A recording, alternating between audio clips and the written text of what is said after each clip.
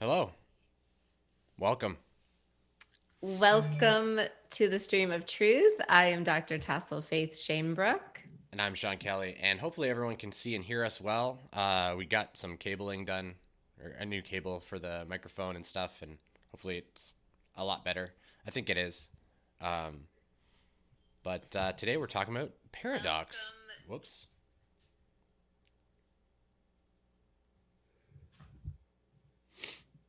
Okay, awesome.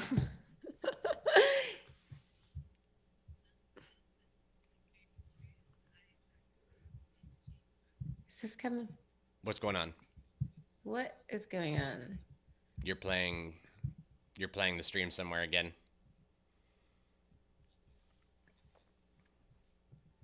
Um, On okay, your hold on. computer. I'm closing all my apps. Okay. Is that okay now? I don't know. I couldn't really hear it. I think the stream probably didn't really pick it up that much, but Okay.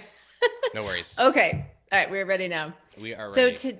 today we are talking about the gifts of paradox. This is Yeah. such a mysterious title. Yeah. Yeah. It's fun. Um, Yeah, so maybe we could start with what made you you brought this up, and it's kind of surprising. This is something that I would probably have normally thought that I would bring up, but you brought this up. Maybe you could start sharing where that came from and why this is interesting to us. Yeah, I've been thinking so much about all the seeming paradoxes in my life, and I'm not sure if this is the way people normally think of paradox, but this is the way I've been thinking of it. Also, I'll just throw it out there. Um, I would say it can feel like in a lot of aspects of my life, it's somewhat the best of times and the worst of times. And when I say worst, I just mean that there's uncomfortable emotions that I'm moving through or expansions that I'm being invited to journey on, and it's a little scary. Um, and so I've just been thinking so much about all of those seemingly conflicting aspects in my life. I'll just give some concrete examples to flesh this out. Like one example is our relationship.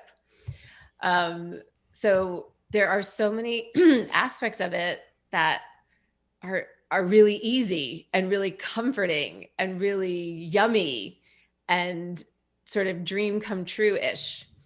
And then there are other aspects of it that are super challenging for me. And just one of them being at times we are geographically separated because you have a home base in Canada. I have a home base in Nashville, Tennessee. So my thinking mind, at least at times, can kind of go back and forth, like depending on sort of what exactly is going on in the moment. Like right now, you're here in Yeah. Tennessee. And so that's an easier, more comfortable state for me. Um, so I'm just noticing how my life is full of what I would call these paradoxes, where parts of all these different aspects, parts are really easy and wonderful, and my human just thinks they're great. And then parts are really challenging at the same time. Um, so yeah, that's what brought me to this topic. Yeah, interesting. Yeah, I think we can feel like I think I was saying yesterday. I think when we were talking about this, I was saying that we can kind of feel like sometimes everything's the way that I wanted it to be, but it's missing like parts. There's parts of the Yes. stuff that's missing, so it makes us wonder like, have I misunderstood here, or am I doing something that maybe I'm not supposed to be doing? Um, am I doing am I doing the right thing? And I think a lot of that just comes from us not trusting our own guidance too, like not trusting ourselves. So basically, we seem to want like these like re what's the word reassurances from the universe that we're on the right path, right? We want the universe to constantly reflect to us this we are on the right path. um, and at least for me, I would just say that I got to a point where if I wasn't seeing reassuring signs, I felt like I wasn't on the right path. And the universe doesn't like it doesn't always send you the signs when you want them the way that you would want them for reassurance. And so what ends up happening is then we start to like follow the universe instead of following ourselves. And so it's another form of like a little bit of a confusion that can come up, because the universe is a reflection of us, right? Like what we see is a reflection of us. And so if we're following our reflection, we're going to lead ourselves into confusion, because we're following the reflection, like the synchronicities. If we follow them in the way that like we take them to mean things, we can get lost in following our own energetic reflection. So we're like behind. We're It doesn't mean we won't follow aligned stuff necessarily, because it is a reflection. So we can follow the right reflections and still be very aligned in like what we're trying to do. But because it's all a reflection, we can also follow things that we don't necessarily want to perpetuate in our life. And it makes more sense, like logically, I would say, to remove one level from it and just go within and find the guidance instead of looking at the signs. Because like you said, the signs, the world will be full of paradox, of like competing options, or like sort of diametrically opposed ideas. And you may not have or like just something's perfect, but it's lacking one thing that was very key to it to make it, that would have made it perfect, but it's lacking that thing. So like, is it not the right thing? Or Okay. I get, yeah. at first I wasn't quite getting what you were saying about around this topic, but now I think I get it. So what you're saying, and I'll just put it in my own words, is that for me, my thinking mind, especially when we first met, my thinking mind thought, oh, this is a no-go. He lives in Canada. I live in Nashville. He's got little kids. I have little kids. How could this possibly work? There's a big age difference. So I could have taken that as a sign from the universe that this is not really a thing. Yeah. And you're saying to tune into your guidance in all of these situations with apparent paradoxes, and just see where your guidance is leading you. Yeah, And that is direct guidance, yes, not the reflections. Yeah. right.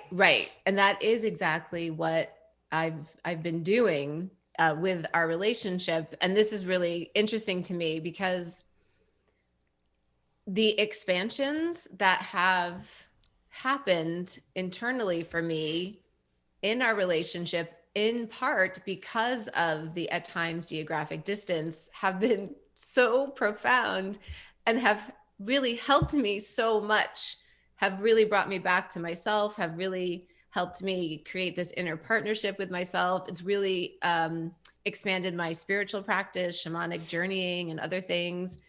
So although it can seem to my human that I'm living in this paradox of, there are things I like about this, there are things I don't like about this, on this larger awakening level, the whole situation has served me so much, even though my human is often uncomfortable in Yeah. this situation. Yeah.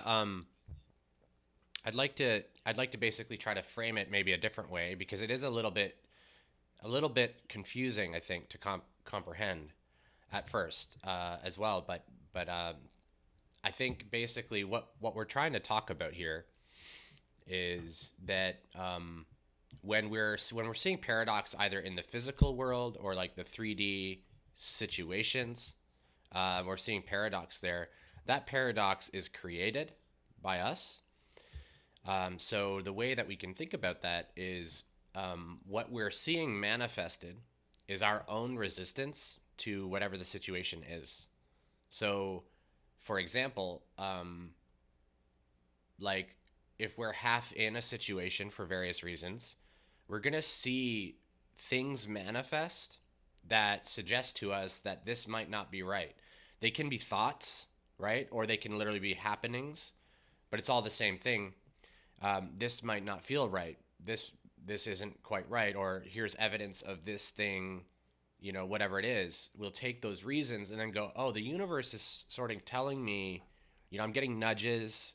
The universe is telling me that this part isn't right, that this isn't right.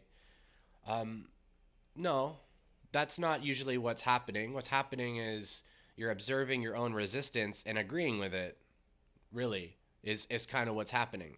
You're agreeing that this isn't right. And so that means that you've sort of successfully, in that moment, we've successfully said, I'm not a part of the flow of life right now. I'm not accepting what is. I'm gonna say that this is supposed to be this way. But what we're doing is we're just looking at a reflection of our own manifestation of our resistance. So basically, we tend to not have a purity of certainty about most things, right? Like there's usually some resistance. So we're almost always gonna have these little things or big things that pop up to show us our resistances to whatever it is that we're engaged in. They'll show up in whatever ways, but it's a reflection of our internal resistance that's showing, not a sign that something's wrong necessarily. Would you mind applying this orientation you just described to the example that I gave about our geographic distance? Yeah, so you had said that like it feels great, but then there's this huge problem of geographic distance, right? Yeah. So, you know, this one's a little touchy because it's your specific example, and it's a little testy to get in there and say something.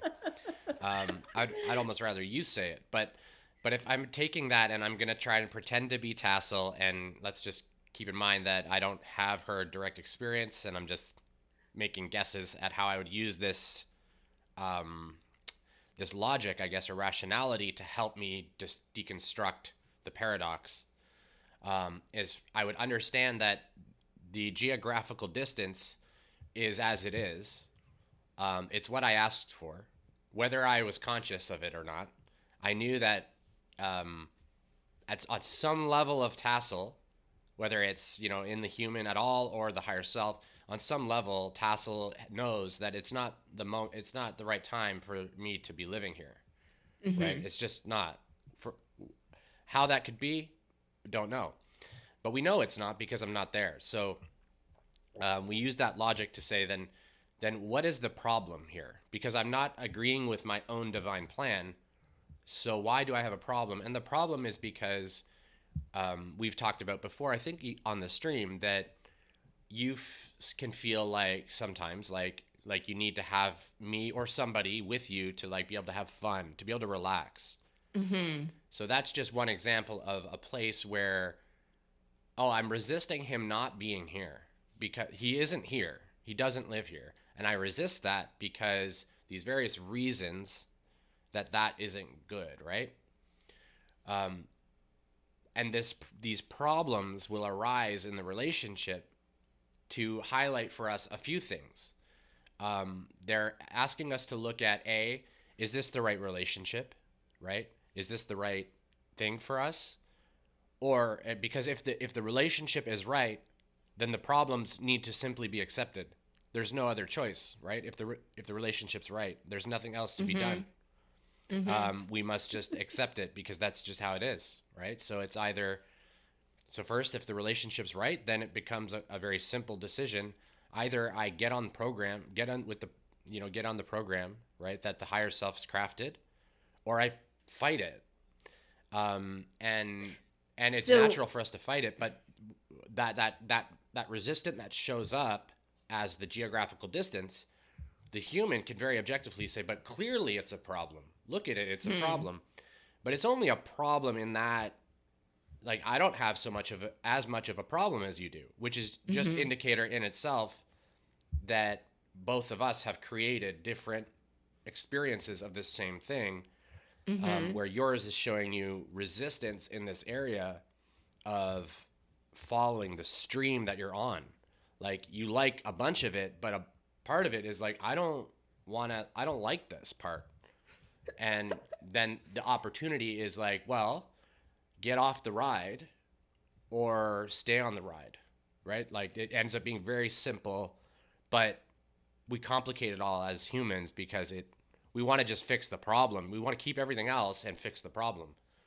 So are you saying that in the way you're describing this, what I'm seeing as a paradox, you would say it's not really a paradox. It's you're seeing your resistance to the flow of your life and your divine plan. Yeah, um, basically, whenever we're making decisions, we create our own paradoxes. In order, we manifest a paradox for us to solve. That's more or less how we make any decision of any kind. We take comparable things with different features or characteristics, and we have to resolve the paradox so that one beats the other, right? So we're always creating these paradoxes, but sometimes we can create a lot of charged paradoxes that make us feel like the whole life doesn't make a ton of sense, like we're being pulled apart. And usually this starts to happen in a more deep way when the self is starting to step away from the egoic identity. So the egoic identity will hold on to the attachments Yeah. and the paradoxes in those attachments. Like so like a geographic thing would be a physical attachment, right? Um, that would be a representation of the ego's belief that I need this other person nearby in order to feel better. And while the ego holds on to that belief and while that identity or while that is all charged and active, the person will feel like that's the truth, right? It'll feel like that's the truth, but when they start to let go of that, they'll free themselves up and find peace. But when you start to have this in a whole bunch of different areas, like I think the way you're describing, it tends to signal or be a signal of a pulling away from a lot of egoic attachment that are starting to not serve. It's starting to be realized that some of my beliefs are informing my suffering. And then the choice becomes, do I go and heal the belief, or do I just continue to play in the world to try to alleviate my suffering and to find comfort, which is more like putting a band-aid on the issue. So we sort of get in, that's how we get invited to like expand. Otherwise we end up being always uncomfortable or changing the situation, but we'll become uncomfortable again unless we go to the belief that's causing the paradox to form. Um, yeah, I hope that Yeah, makes it's sense. yeah. So the way I'm taking in your explanation is that the human sees a paradox, like in a way, like a no-win situation or something. But the soul sees, oh, I'm actually just having resistance here. And there's a limiting belief, there's an illusion I'm holding that I can clear here to really just find my peace within myself. And I'm just thinking of another example where to me it can seem somewhat like a paradox is in my career, in my business. I really love it. It really makes me feel alive and fulfilled. And at the same time, there are so many aspects of it that take me out of my comfort zone, where there's so many invitations for me to just try different things, put myself out there in different ways, lots of different ways that feel really uncomfortable at times. Yeah. And again, it can feel to my human like a paradox, like, oh, this is so uncomfortable. I don't like this. I Yeah. want something that doesn't feel so uncomfortable. And then, so just taking in everything that we've been saying, Yeah. um, I can see again that my human has resistance to moving through uncomfortable feelings or different new experiences This that is she doesn't. a great example of how the human has no idea what it's doing. This is a perfect example. Thank you for this. Um, when I say that, I mean me too. Like, I don't mean like just tassel or like humans are bad or dumb or something. What I mean is that they can't, like, we're limited by our perspective, and we can't see. We just can't. It's like we're blind, basically. We Well, I can't think my see. human pretty much only wants comfort. Well, Basically, that's yeah. not totally true, It's but my yeah. human largely just wants things that are really comfortable and But easy. if you think about it, she actually doesn't. But she doesn't. Yeah, that's what she doesn't. If there was no challenge in the business, Yes. she would be bored, right? She It's absolutely true. And and so it comes down to, I think what you just said is that my human just gets a little confused about yeah. what she does want, The human because yeah, she the does human want doesn't to feel know. alive and challenged and growing and expanding. Yeah. But that does mean she's going to go through some uncomfortable situations, Right. The human and she often doesn't. has totally opposed So that's wants. in a way the paradox is like Right. I do, my human does want all the expansion and the growth and everything, but doesn't really always want to just go through all the Right. What we uncomfortableness. have to do, we have to understand what to get to this place, we have to understand the human, like, the feelings are real, the experience is what we have, but we don't know. And so, like, we have to be able to go, okay, do I trust myself at least to try to make good decisions? Can I say that about myself? Yeah, I mean, I do my best. I know I'm doing my best. I don't always make the right decisions, of course, and no one does. But I'm doing my best, and I'm trying hard, right? I could say that. Um, okay, now the higher self is me in the future. I think billions of years in the future. I think billions, maybe millions, but I think it is billions. And so it's me again, going through billions of years of evolution, and now from a place of no time beyond the veil, I'm guiding, right? Or offering advice when asked, or trying to help direct the incarnation. So wouldn't it make sense then, as the human, to just go, I trust myself in the future to to know what I truly Yeah. want, what's truly best for me. They can see very clearly what's best for us. Like, they can see it so clearly that it would shock us, I think. Well, and the idea being that our higher self has literally already gone through this particular lifetime and knows the best path to do it. Basically, yeah, it's Yeah. both already happened, Hmm. and has, at the same time as already happening, it is being re-experienced through a memory. So Yeah. it's that's a paradox in itself, right? But paradoxes are amazing. But basically, we need to just be able to go, okay, my human wants everything and wants to have its cake and eat it too, right? Like, Basically. the Yeah. human wants everything under the sun. It wants challenge, but it wants comfort.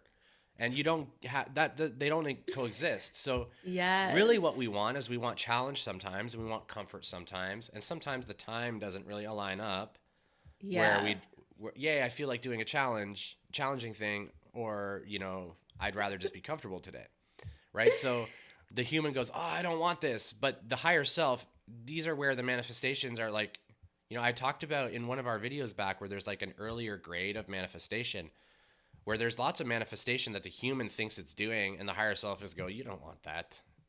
Just Hmm. stop it. You don't want that. Like, you think you do and stuff. So just trusting that, like, the what comes through is my plan, my from the future.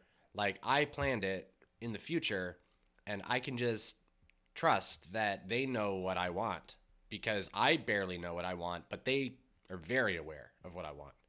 And that allows us to just go, okay, then we can use that logic in any uncomfortable area. We can go, this must be, and we do this a lot, when right. It doesn't mean the discomfort doesn't come up, but we just remember that, well, I mean, it must be that this is the right thing. It must be. Otherwise, Yes. why would it I happen? I really love what you've laid out around the higher self. And I've never quite thought of it the way you said it, but it is really comforting to just lean into, okay, first of all, this is what is happening in my life. This must be what my higher self wants me to experience now. And then I can also feel my guidance about what exactly I'm supposed to be doing in this life Yeah. situation. And you're saying we can just lean into the trust of our own divine plan, our own higher self. Yeah. They know they're doing pretty well. They got as far as they did. They're on the other side, millions or whatever years later, through all these incarnations, they did it. So I can just trust, just follow the plan. They did it. They Yeah, figured it out. So that they means figured it you out. figure it out. You do. You do figure So it out. right. So Whatever yes. happens, right? Um But it's kind of and like I'll, a constant trust fall with your higher yes. self. What's that called? Yeah, Yeah, trust the fall, I think, leaning back. or surrender Yeah. fall or something, where you're like fall backwards and somebody's supposed to catch you. You have to trust that wherever you're falling, you're Yes. always falling. You can't see, and you try to plan and stuff. It makes you feel better, but you still can't see where you're going. And so you just have to trust the higher self's always catching you. Even Yes. and even in when it doesn't feel like you've been caught, when you like land in a pile of crap, Yeah. the higher self was like, yeah, that's appropriate. It's appropriate. I This crap's appropriate. If I may, I'll give another example to flesh these ideas out. Um, I've talked many times about my divorce custody situation 5-6 years ago, where I had to give up the dream I had held as a child to be married forever and to be a full-time mom to my kids, to live with my kids full time. That was this huge dream of my human. And I fought this. I fought what life was showing me. I fought where life was leading me. In that I just kept trying to make the marriage work. It wasn't working. And then basically sort of during the custody situation, I kind of was trying to get more custody because I thought that's what I wanted. Um, and just fighting. I was fighting my path. I was fighting what was obviously happening and was my path. I was fighting it, and not making peace with it for a long, long time. And in many ways, prolonging the suffering around it.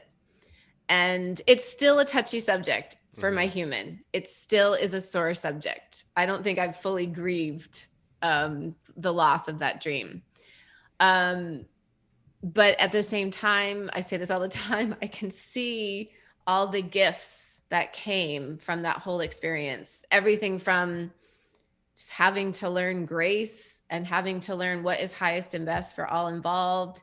And then all the time that it afforded me to do inner work and to do spiritual practices and to really, really become a whole being in a way that I really wasn't before the divorce and custody issues.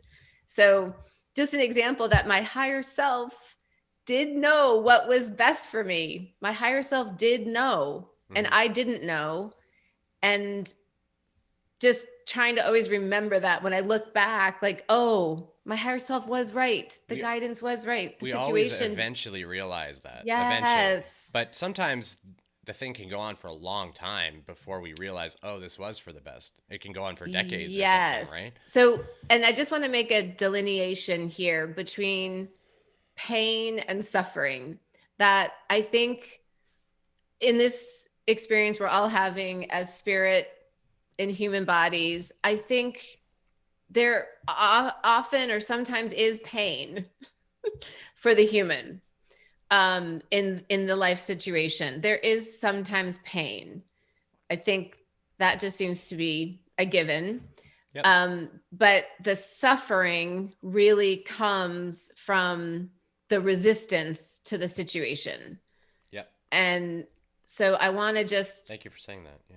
Honor that, for me, maybe for all of us, to honor our humans' pain, to not pretend there isn't pain, to honor the pain, not live in it, but to feel it, let it move through, let it integrate, but do what we can to decrease the suffering. And the suffering is just the resistance. Yeah, yeah. Emotional pain can be thought of much like, at least it helps me to think of it this way, much like pain in the body if you were to burn your arm on a hot burner or something as you walked by the stove, let's say. You have a little bump in with something that's not something that you don't like that, right? It's pain. It pops up, but then the body starts to heal and the pain goes away, and you don't, it's not like a damaged thing that just sits there and that you pick at it.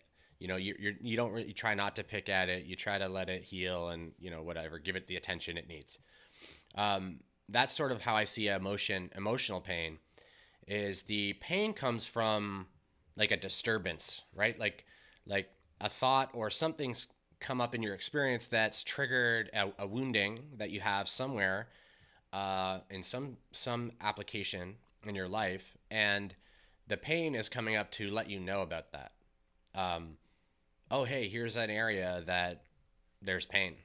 That's kind of what it's like, right? Like, it's like bringing it to our awareness that there's pain. And then, like you said, suffering happens when we think the pain, we get a little confused, and we are not taught a lot of this stuff as kids and things. And as we grow up, we're taught sort of the opposite.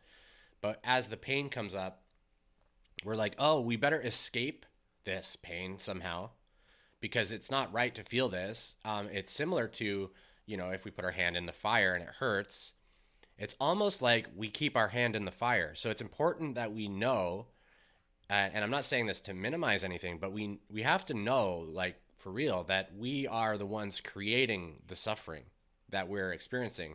The pain we also created, but we created the pain to show ourselves something.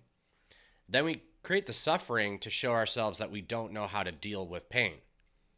So when we suffer, it's because we're dealing with pain the wrong way, basically. We're like Tassel said, we're resisting the universe, and it's the resistance with what is that causes the pain.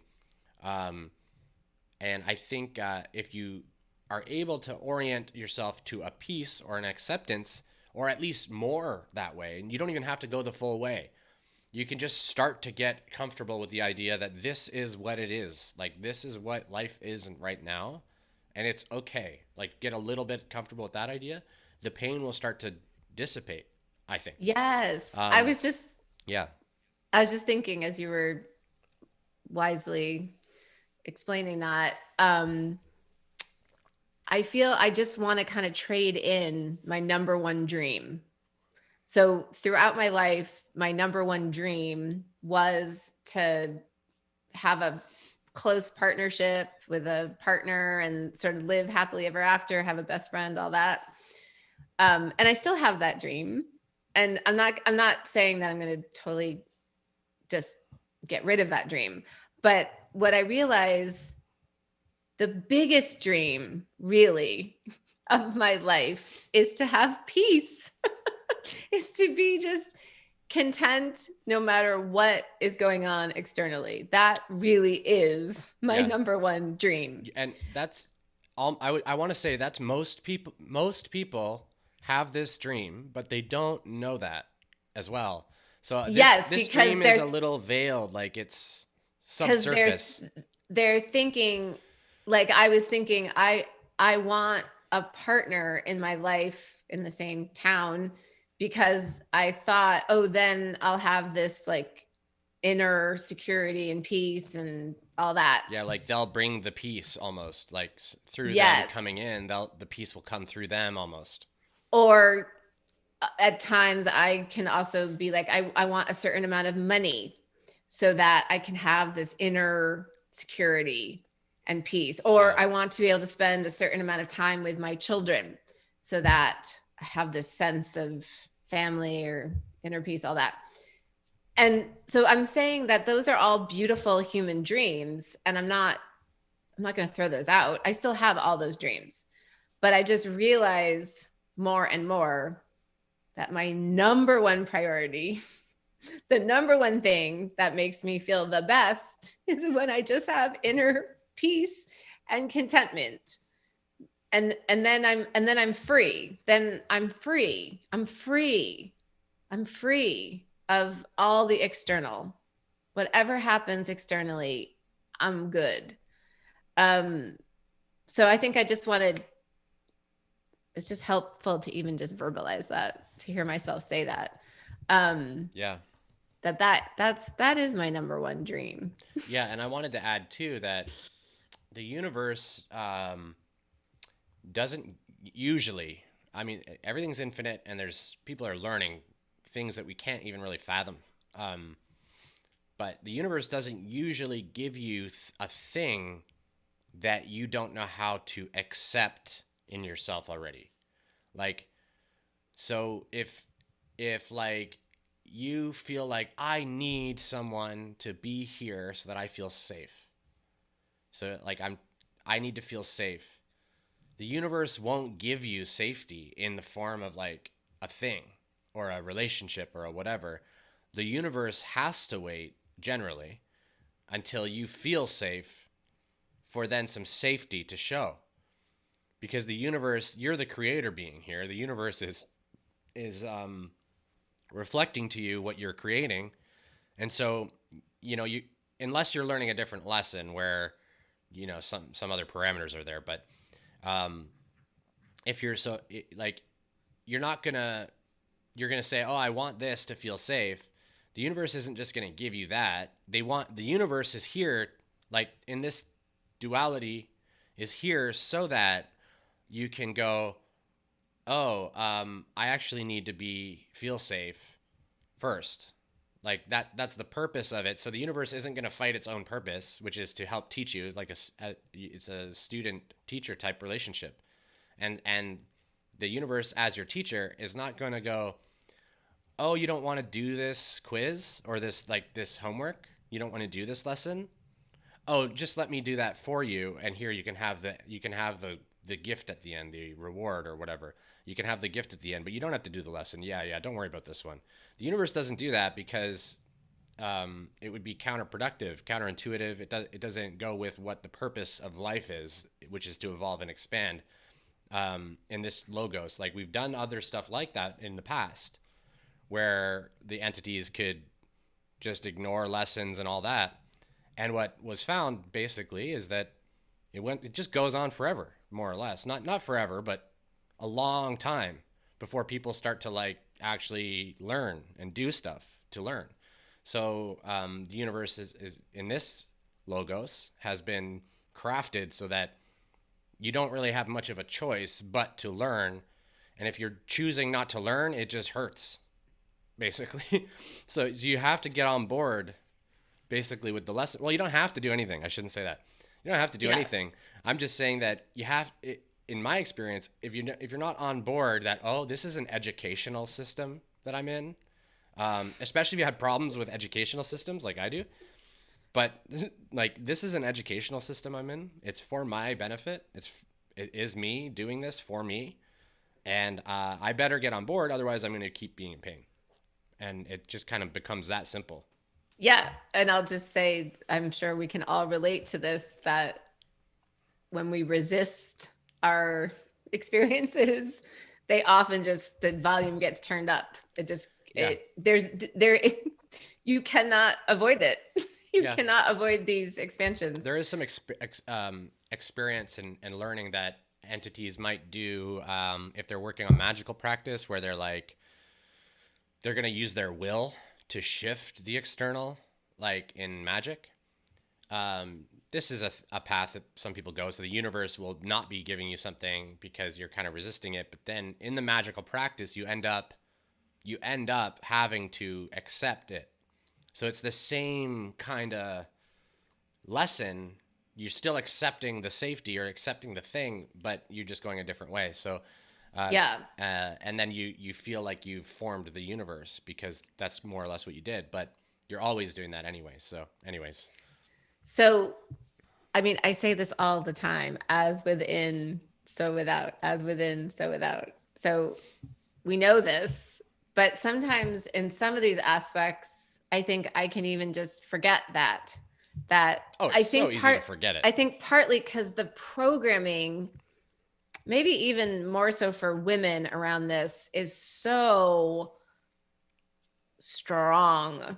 Also, can I just, you said something that's very important, and Yeah. this might come off as like sexist or uh, genderist. Is that a word? Uh, I don't know if that's a word. Gendered. Yeah, I'm not I don't sure know. how to say Whatever. it. It might come across as like Gender prejudiced oriented or or, yeah, biased or something. gender biased, Gender maybe. biased. I don't know. Whatever. Mhm. It's not intended that way. So the divine masculine energy, we've talked about this a couple times, but it's important because the divine masculine energy is more or less wisdom without all the emotion, and the divine feminine energy is more or less love without necessarily all the wisdom. So what happens is it's easier, I would say, like you said, for someone who's more in the divine feminine, in perhaps their emotional or mental thought complex, like their distortion of how their mind sort of functions with their cognition and the way emotions are come up and then felt. Like if that's more of a feminine way, they're more likely to get lost in emotion because it's surging more powerfully. Whereas a masculine is more likely to, um, it's not that they necessarily suppress the emotion, that's a societal thing, I think, but naturally they're more likely to look to logic and rational wisdom, um, or later a deeper wisdom, which is that sort of the I don't know what's going on here. Um, but so basically, I just wanted to highlight that there's basically kind of two ways, and you can wobble between them as well depending on the situation. But there's basically sort of two ways that I'm familiar with that this experience comes up where we forget these types of things. Well, And it's always emotion that causes that. well, one thing that I'm thinking of around what this point around, I think women in particular in our society are really programmed to think they exist more relationally. They exist in relation to their children. Like being a mother is very, I would say, sanctified and like a very treasured identity in our society, being a mother. Yeah. Also, being a wife. I think women are taught, are socialized to think of themselves a bit more relationally than perhaps a man might be programmed. And I don't want to speak for men. If this is totally off, let it go. Or if it doesn't resonate, just throw it out. But I'm just thinking for myself, I'll just speak for myself, that I think I was really socialized to believe that I gave value or that I was valuable as a human in relation to others, as a mother, as a wife, Yep. etc. And like, for instance, I am a huge fan of the Hallmark Channel. The plot lines I'm not a huge fan of, but I just like the general energy and the outfits and all that. But pretty much every plot is of a woman finding her relational place, and that's how she finds her value, either as a mother or a wife. Like that's the programming that I've been inundated with, and as I think many other women have as well. Interesting. Yeah. So I just want to say that I think part of why it's been my human dream and it's been painful to give these things up is because that is the message I've got in my whole life, that you have value and your life has value when you're a mom with your kids, when you're a partnered up, all that. So maybe it sounds hard to understand, but it's kind of a big leap, even for me, totally, to be like, to get rid of all of that. Yep. I'm still going through that process of getting rid of all of that, that I don't have value just relationally. I have value just I am in my I am presence. Yeah. And I think maybe for women in particular, that might be a little harder because of this massive programming we receive. Yeah. I have a couple thoughts on that. I think that the programming is a result of a natural manifestation of the divine feminine energy, which basically one of the principles of it, or maybe it's the masculine. No, I think it's the feminine. But anyways, the way that they feel they can be valuable or of service is when another is being served, right? So, like, Yes.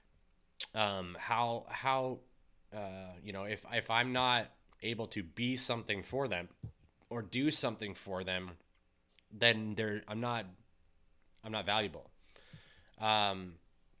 So I think that this is the masculine. Yeah, I think that's where it is. I'm getting confused in my head, but I think this is a masculine concept that perhaps got absorbed by some of the feminine minds as you know, how we be valuable. We serve others to be valuable. And then because that was all tied into value, and because the society like kept playing that narrative, we're kind of in this place where we can't perceive that we're valuable unless we're doing something for someone, or like, performing a role, or if we don't have those roles, then we'll go volunteer places, or we'll usually figure out some role. And I think you'll see this across not just women, but in men as well, because men do it naturally, but don't have the issue with it because it's more natural to just do that. And it doesn't feel like a problem so much. Whereas the woman will feel, the woman embodying that masculine trait without accepting herself to a proper degree and showing herself enough love will essentially feel imbalanced and feel like she's not good enough, or feel like it'll somehow be uncomfortable because they're basically embodying traits that don't really totally align. The women's meant to receive, right? Like, and to be adored and to be served in many ways. The feminine principle is meant to be served. So if the feminine principle thinks it has to serve, then or it thinks it has to serve like in some certain way and all that, like, the feminine principle within is going to get very confused at like, how am I good? How can I be good or valuable, or all that stuff. And it's because of all the patriarchal modeling that this confusion arises, and causes this rift. But this behavior is very normal, I think, because it's how we relate our service in any form. But I think in the feminine, or in women, or just more embodied feminine energies, that could be very like difficult because it's it feels unnatural, almost like it's not, and it is basically unnatural. It's like we've done this with a bunch of different traits too, where women have sort of taken masculine traits to try and, because the men were kind of in charge for so long, right? And so to try and come up to the male patriarchal sort of authority, we better embody some of the masculine traits. But that has sort of then caused this backfiring now, where people are feeling out of balance and stuff like that. And men are doing the same thing, where they've repressed feminine traits and are now starting to embody those. And so now, like, women are stepping back into their femininity, letting go of some of the masculine stuff, or learning how to balance it so that it's not a problem, right? Yes. Does any of that make any sense? I hope it made some sense. Excuse me. Yes. And I was getting a little jumbled up between masculine, feminine, and all that. A few things that come up from what you said is that this patriarchal programming is so strong for both men and women.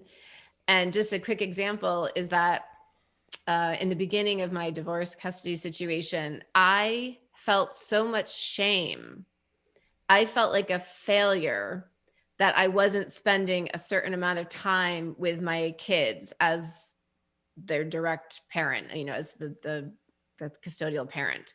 I felt, oh my gosh, I'm a failure. I had so much shame that I wasn't being more of a direct mother to them.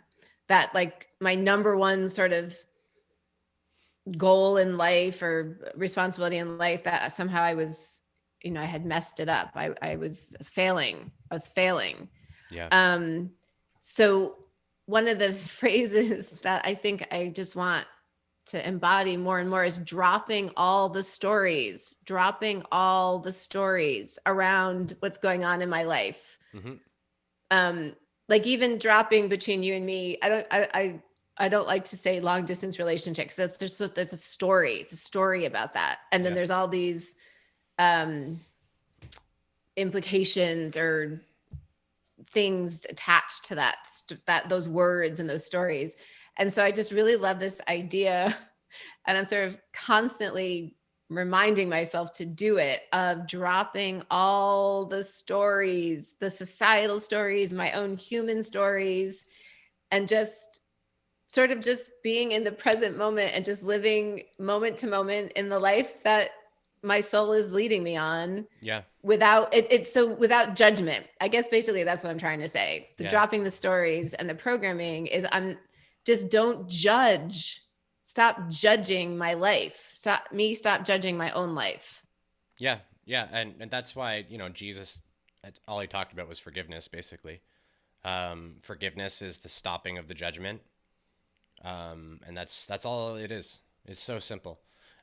We're like, somebody said this somewhere one day, and it's really nice, but we're like, we're kind of like fish swimming in the ocean looking for the water.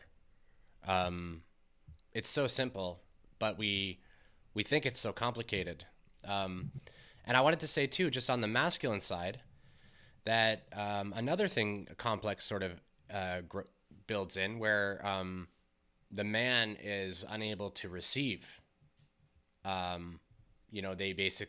too tied into their masculine principle, and so they would reject their divine feminine is submissed, and they're not able to receive. The divine feminine is the side of them that receives the service. And so if someone's offering a masculine love and they've shut off all their divine feminine characteristics, which the society tends to sort of program in us, yes, in a similar way to the patriarch stuff with the divine feminine, we don't feel their love because we've shut that part off. So yeah, they say something really nice to us, something loving, we literally don't see it at all. And then usually we actually may end up blaming our partner for not being loving to us and not accepting us and not showing us their care and stuff, when they've probably been doing it the whole time and we just aren't able to see it at all. And so we're not able to receive when we do that. So like, it's just sort of one of the opposites of some of the situations that come up from our conditioning. And again, if we realize like, part of the reason that I think it's their fault is because I'm judging like what they said, or I'm judging myself, or I'm judging the situation, and judgment feels bad. It's always going to feel bad. Whether you're judging someone else, it might feel okay at first, but that's just because the ego feels like it's better than. So the ego gets strengthened, and then the higher self, or the heart self, the God self, is stepped away from in those moments, and the heart is sort of not necessarily closed, but it's being bypassed. It's because the heart doesn't know how to process judgment. So anyway, judgment is the biggest thing always. So sort of summarizing what we've talked about in this hour about, I can't believe it's already been an hour. I know it. The gifts of paradox. So our summary might be, the gifts of the paradox is we can see where we're judging our lives.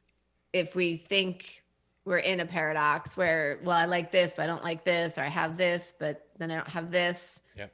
So the gift of being in that state is, oh, I must be judging something here. Yep. I'm really creating suffering for myself here. I'm resisting here. How can I just have a different mindset about what is going on and Yep. leaning into that trust of my higher self and my divine plan, dropping all the stories. Yep. I think just one thing I'd like to add to summarize it. I think I said a little bit something like this, but you are the paradox.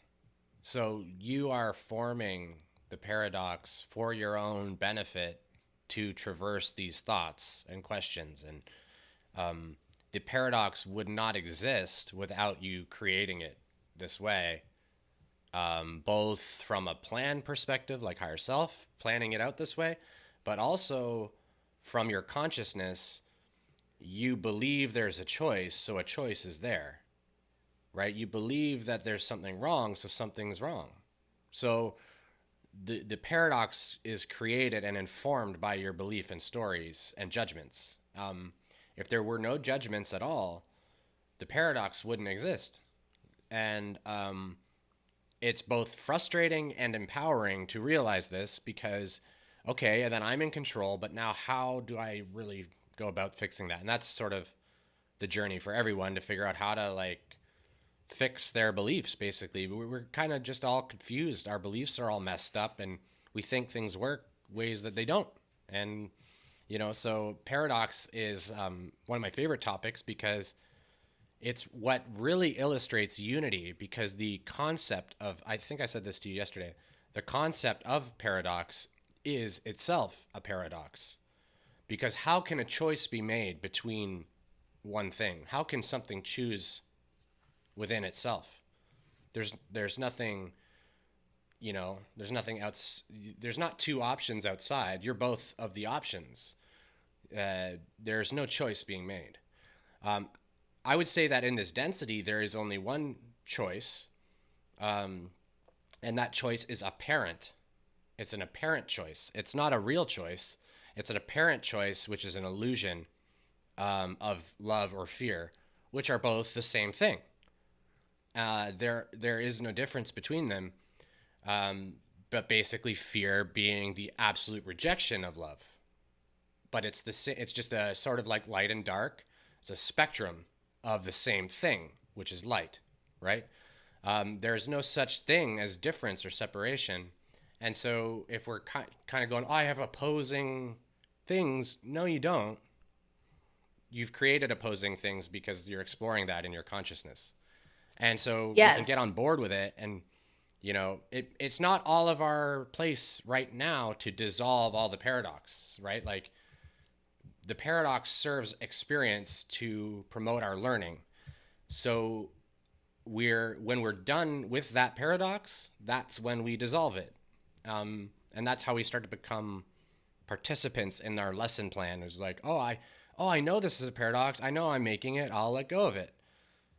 Or no, I don't want to. I really still feel like playing out this paradox, Yes. right? And yes. it's part of it is like being aware that we're in this set of illusions that we make for our own learning.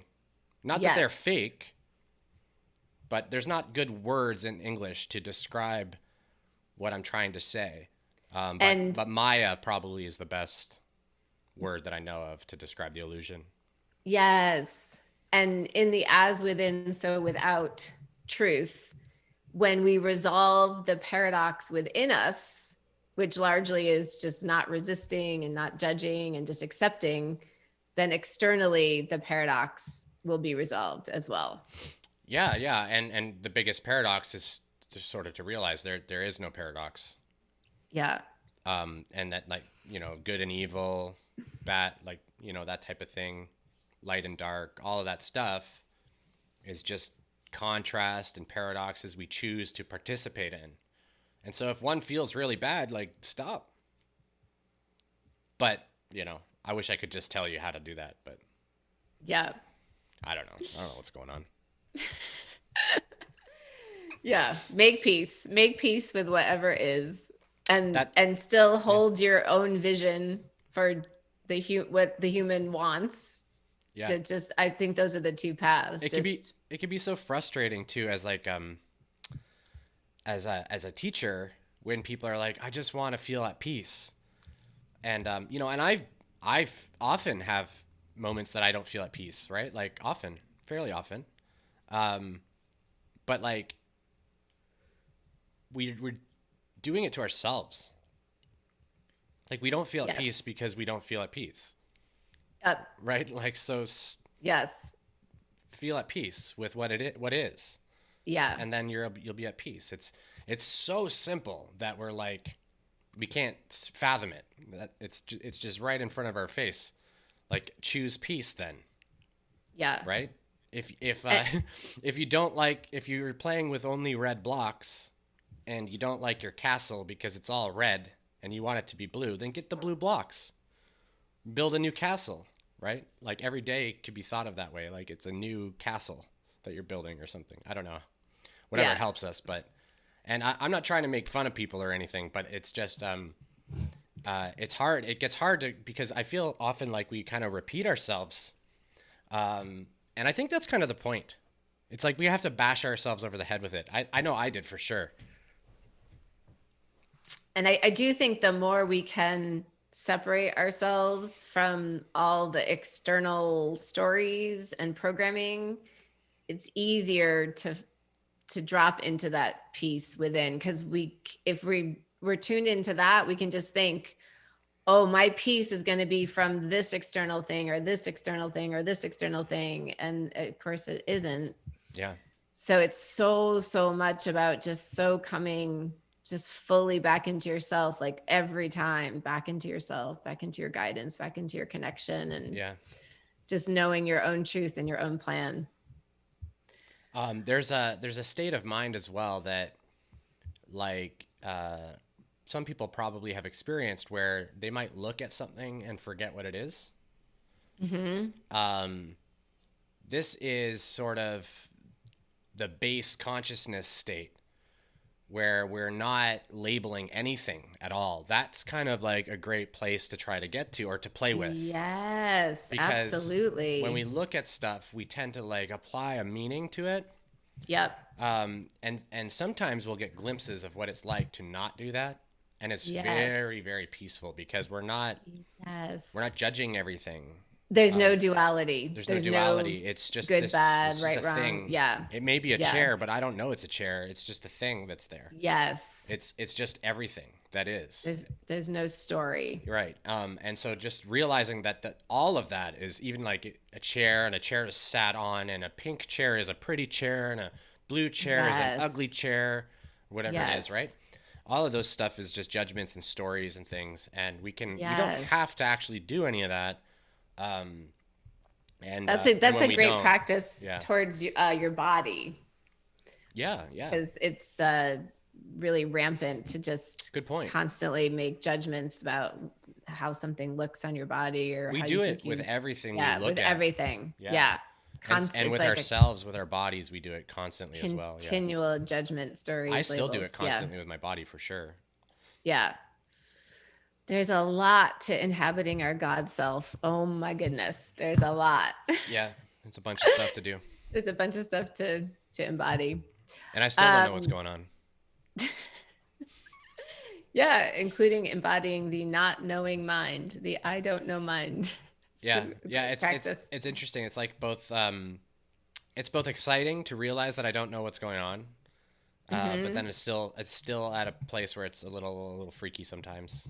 Still a It's little like freaky. literally almost, it feels like the path that we're talking about is just to like completely go back to almost like an infant mind when we first, Yeah. before we were educated and I think programmed and all, like, Tibetan I monks call don't, it new mind or something like that, I think. yeah, I we're could be coming wrong, back to but that mind. they call Yeah. it something like that. No labels, not knowing, Hmm. faith. Yeah. It's like this, it's almost like our life path is to let go of all the institutional societal programming and to remember and integrate all our experiential education, like all the things I've gone through and all the lessons I've learned from all that and who I know I am. But to drop almost all the external education, like drop all of it. That's kind of how I see the separate Earths, sort of. So how people talk about having like 3D and 5D Earth, whatever they say. Yes. However we frame that, timelines and different things. One of the ways that I sort of perceive that is like you're either plugged into those things, right? So you can plug into those. You can be half plugged in as well. But you're plugging into those things, these constructs, social contracts, basically various enslavements from narratives and stories and attachments and stuff. Yes. And then what happens is we start to like unplug, and we usually unplug from a couple different stories, and then we feel better. And then so we're like, oh, okay, and we just start to unplug. We rip off all the attachments. Basically, is sort of how we do it. Attachment by attachment, we just rip them all off, and we realize what we're doing, and it starts to get faster and faster. Then we're not attached to it all, and then we're in the next Earth. Is sort of how I see that, and so that's why people say it's here now. Yes. You just have to step into it, which is like unplug from all the programming. Yep. That's not serving you. Some programming serves us still. Mm-hmm. And it's up to us to figure out what that is and leave it if you want to leave it, right? It's like cleaning your house a little. So we could say that one of the gifts of paradox is to help us step into this 5D consciousness. Yeah, without paradox, nothing's happening in 3D. Yeah. It serves as catalyst. Yeah. I mean, that I have to explore that a little bit, but that's my, I guess, philosophy that I'm feeling is right. Mm-hmm. Is without paradox, there is nothing here to happen. Mm-hmm. The paradox, the initial paradox, is the duality itself, the separation of self to other self. Yes. And so without that initial paradox of creation in duality, we wouldn't have anything. There's nothing here to experience. Yep. I think so. That's the gift. The gift of paradox is life itself, really. Yes, the creator being able to experience itself. Yeah, without that initial separation, there's nothing to do. Right. And the paradox being that there really isn't a separation, but it can feel like a separation. It's basically the creator was like, well, this is the way I like to frame it. And I don't claim to actually know what the creator was thinking, but this is how I frame it. I'd really love to experience myself, but let's just pretend. So like fragments themselves, but it's just pretend. Yeah. That's kind of what it's like. So it is truly all unity always. Yes. But we pretend that we're these other things flying around and doing things, and we're humans running around, and we're birds, and we're earthworms and plants and stuff, and we're just doing all these different things, but it's all just pretend. Yeah. It's kind of the way I see it. Yes. Beautiful. So should we wrap it up there? That's it. Okay. Boom. Boom. So many blessings for everyone on your finding the gifts in your possible paradoxes. Yeah, if you enjoyed the video, click the like button. Helps out the channel. If you want to subscribe and click the bell notification for when we go live and stuff like that. We do Monday, Wednesdays, and Fridays, and we also have Patreon in the description below if you're interested in joining that. Yes, we have another exciting course actually next Thursday night in our wonderful Patreon community, our third course. It's coming up quick. It's going to be fantastic. So if you we have no idea what we're teaching yet. If you join now, you can join us on that course. And we have lots of exciting topics that we're considering for the course. Yes. All right. Thank you so much. So much love to everybody. Bye. Bye.